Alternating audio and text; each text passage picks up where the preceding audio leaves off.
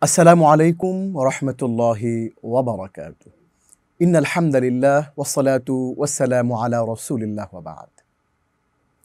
প্রিয় দিনী ভাই বোন, আমরা যে আমলই করি না কেন, সকল আমলের মাধ্যমেই আমরা মূলত আল্লাহ রাব্বুল আলামিনের কাছে তার রহমত ও দয়া কামনা করি।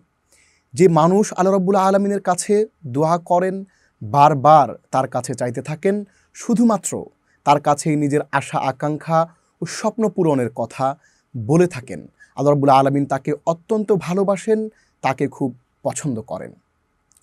আজ আমরা আপনাদের সাথে কথা বলবো মোমেন জীবনে দোয়ার গুরুত্ব নিয়ে ইনশাআল্লাহ।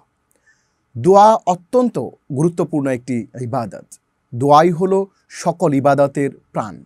দোয়ার অর্থ হলো আল্লাহর কাছে নত হওয়া, বিনয়ী হওয়া, তার কাছে নিজের অভাব অভিযোগ প্রয়োজনের কথা খুলে বলা, আল্লাহ রাব্বুল আলামিনের রহমত ও দয়া কামনা করা। এই জন্যেই দোয়াই হলো সবচেয়ে বড় ইবাদত।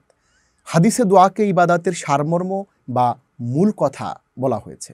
আমরা অনেক সময় মনে করি যে দোয়া ইবাদতের বাইরে আলাদা কিছু। আসলে সবচেয়ে উত্তম ইবাদত হলো দোয়া। সালাতো জাকাতের মতো দোয়াও একটি আলাদা গুরুত্বপূর্ণ ইবাদত। আমাদের নফল ইবাদতের বাইরে কিছু সময় দোয়ার জন্যে বের করা উচিত। নোমান ইবনে বাশীর রাদিয়াল্লাহু আনহু থেকে বর্ণিত একটি হাদিসে নবীজি সাল্লাল্লাহু আলাইহি ওয়াসাল্লাম ইরশাদ করেন, আদ-দুআউ হুয়াল ইবাদা, দোয়াই হলো ইবাদত। হযরত ইবনে আব্বাস রাদিয়াল্লাহু আনহু থেকে বর্ণিত আরেকটি হাদিসে রাসূলুল্লাহ সাল্লাল্লাহু আলাইহি ওয়াসাল্লাম ইরশাদ করেন, আফদালুল ইবাদাতি আদ-দুআ, সবচেয়ে উত্তম ইবাদত হলো দোয়া। আল্লাহ রাব্বুল আলামিন আমাদের ডাককে সাড়া দেবেন এ বিশ্বাস আমাদের রাখতেই হবে।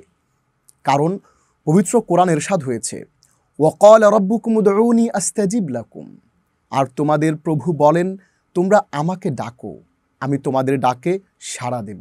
আল্লাহ আরও বলেছেন, ওয়াইদা সাআলাকা ইবাদি আন্নি ফাইন্নী করিব উজিবু দাওয়াতাদ দাঈ ইযা দাআন, আর আমার বান্দারা আপনার কাছে আমার ব্যাপারে জিজ্ঞেস করে, তখন তাদের বলুন নিশ্চয়ই আমি তাদের খুব কাছে রয়েছি, প্রার্থনাকারীদের প্রার্থনার প্রত্যেকটি জবাব আমি দেই যখন তারা আমার কাছে প্রার্থনা করে। দোয়ার মাধ্যমে ভাগ্য পরিবর্তন হয় ও সৎ কাজের মাধ্যমে হায়াত বৃদ্ধি পায়। হযরত সালমান ফারসি রাদিয়াল্লাহু তাআলা আনহু থেকে বর্ণিত একটি হাদিসে নবীজি সাল্লাল্লাহু আলাইহি ওয়াসাল্লাম বলেন, লা ইয়ারুদ্দুল কাযা ইল্লা দুআ ওয়া লা ইয়াজিদু ফিল উমর ইল্লাল বির, একমাত্র দোয়ার মাধ্যমেই তাকদীর পরিবর্তন করা যায় এবং একমাত্র সৎ কাজের মাধ্যমেই হায়াত বৃদ্ধি পায়। তাছাড়া যে দোয়া করে না, আল্লাহ তার প্রতি রাগান্বিত হন। হযরত আবু হুরায়রা রাদিয়াল্লাহু তাআলা আনহু থেকে বর্ণিত একটি হাদিসে রাসূলুল্লাহ সাল্লাল্লাহু আলাইহি ওয়াসাল্লাম ইরশাদ করেন, মাল্লাম ইয়াসআলিল্লাহ ইয়াগদাব আলাইহি, যে ব্যক্তি আল্লাহর কাছে প্রার্থনা করে না, আল্লাহ তার উপর রাগান্বিত হন। আল্লাহ রাব্বুল আলামিন আমাদের সবাইকে বেশি বেশি করে দোয়া করা এবং শুধুমাত্র তার কাছেই নিজেদের সকল রকমের অভাব অভিযোগ এবং স্বপ্ন পূরণের জন্যে তার কাছেই চাওয়ার তৌফিক দান করুন। আমিন। ওয়াসসালামু আলাইকুম ওয়া রাহমাতুল্লাহি ওয়া বারাকাতুহু।